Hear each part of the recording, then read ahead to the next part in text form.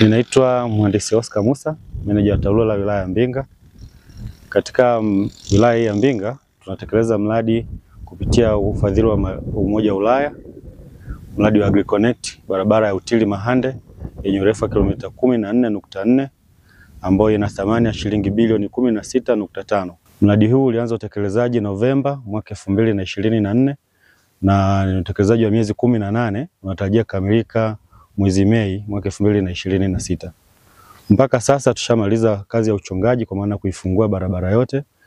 Tuliko katika ujenzi wa madaraja ambapo tuna jumla ya madaraja 7 tunajenga, lakini pia tunaendelea na tabaka za udongo ambapo mpaka sasa kilomita 8 zishaweka tabaka za udongo, na mradi huu unasimamiwa na consultant anaitwa Interconsult, lakini unatekelezwa na mkandarasi anaitwa Ovans ambaye anatokea hapa wilayani Mbinga.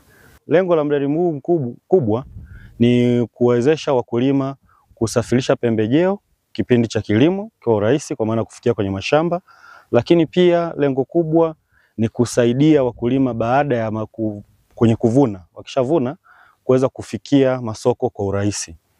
Hapo awali tulikuwa tuna mtandao wa barabara ambao ulikuwa ni hauna lami wala tuseme ni barabara za udongo, na kwa jiografia ya eneo letu ni kama unavyoona ni milima mingi. Kwa hiyo usafirishaji ulikuwa ni hafifu na baadhi ya mazao yalikuwa yanaharibikia shambani.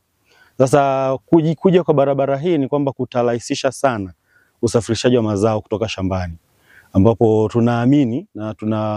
tunaamini kwa maana itachochea sana maendeleo hasa kwenye sekta ya kilimo, lakini pia mpaka sasa tushaanza kuona maendeleo yakianza kutokea, kwa maana upande wa viwanja, makazi, watu wameanza kuhamasika sasa, badala ya kubanana eneo moja sasa wameanza kusogea.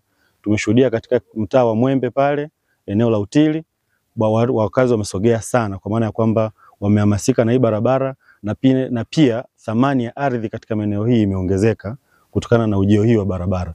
Kwa hiyo tunaamini kwenye kukamilika kwake kwa mpango uliopo kwa maana mwezi Mei mwaka 2026 utakapokamilika barabara hii, tutaona tija kubwa katika sekta ya kilimo, lakini pia kwa uchumi wa wananchi wa wilaya ya Mbinga kwa ujumla.